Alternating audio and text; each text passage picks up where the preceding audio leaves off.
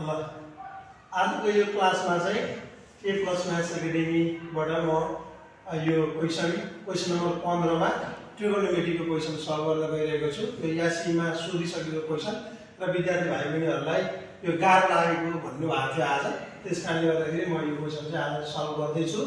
हामीलाई के क्वेसन छ भने 1 + cos 2θ / sin θ into 1 - cos θ / cos θ = cot θ/2 निकाल्नु पर्ने छ।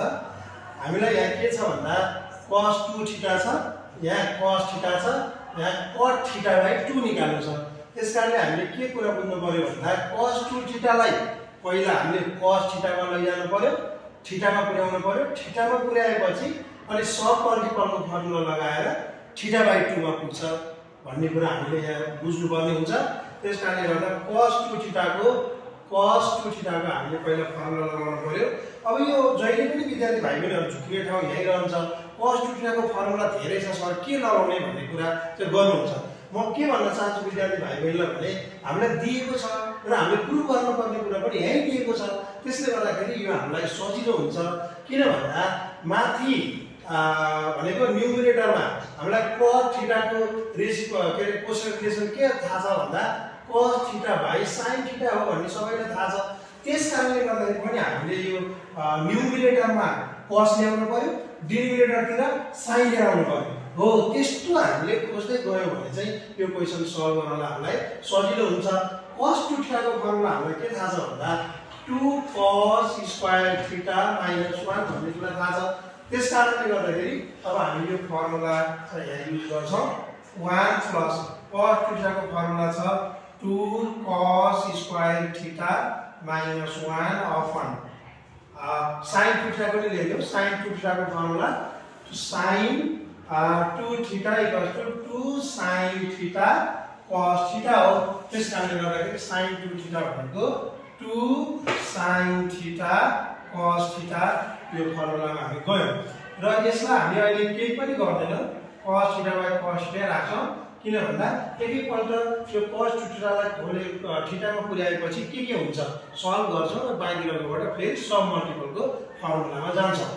ल +1 - 1 यहाँ क्यान्सल हुँदो रहेछ। अब हामीसँग बाँकी रह्यो 2 cos square θ upon 2 sin θ cos θ। अब यही कट गर्दा पनि हुन्थ्यो भन्ने धेरै भाइ बहिनीहरुले भन्नुहुन्छ, तर यहाँ कट नगर्नुस्। यहाँ तीनटा टर्महरु छ, एक त अर्को त तपाईले यहाँ कट गर्नु भयो भने बिग्रिने सम्भावना धेरै हुन्छ। त्यसकारणले गर्दा त्यहाँ कट नगर्नुस्, एक स्टेप चाहिँ तपाईले लिनुस्। अब यसबाट हामीले 2 2 कट गर्न सक्यौं।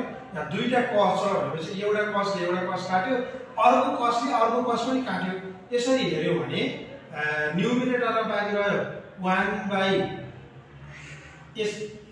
sin र यतापटि चाहिँ हाम्रो 1 - cos θ बाँकी रहेको छ।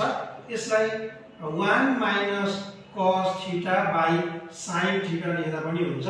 ल अब हामीलाई धेरै सजिलो भयो, किन भन्दा हामीले सब मल्टिपलमा जानु छ। सब मल्टिपलमा जानुलाई अब हाम्रो सब मल्टिपलको फर्मुला लगाउन पाउँछौं।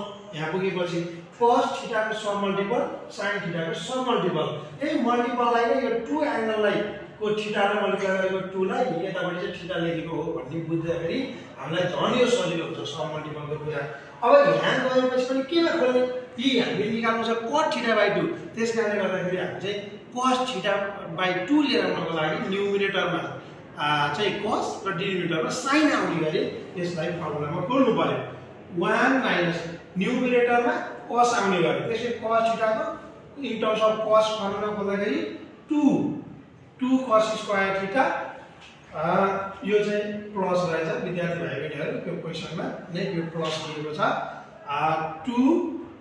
2 cos स्क्वायर θ/2 - 1 अपन sin θ भनेको 2 sin θ/2 cos θ/2, यो +1 - 1 क्यान्सल भयो। 2 cos square θ/2 upon 2 sin θ/2 cos θ/2, फेरि 2 2 कट गर्न पाइयो, एउटा cos एउटा cos कट गर्यो।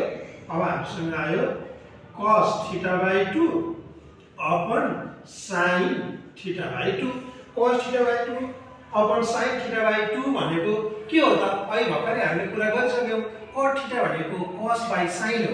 त्यसकारणले cos θ/2 अपन sin θ/2 छ। यो भनेको हामीलाई थाहा छ कोसेन रिलेसन अनुसार cot θ/2 हुन्छ। हामीले लिएर आउनु पर्ने पनि त्यही छ। यो पार्ट इक्वल्स टु cot θ/2। अब हामीले यसलाई चाहिँ LHS बाट यसलाई LHS भन्यो भने LHS बाट RHS चाहिँ आएको छ। त्यसकारणले LHS equals to RHS root भनेर यो फर्मुलामा चाहिँ हामीले सल्भ गर्यो भने हाम्रो 2 मा 2 मार्क्स 4 मा 4 मार्क्स आउनेछ। धन्यवाद।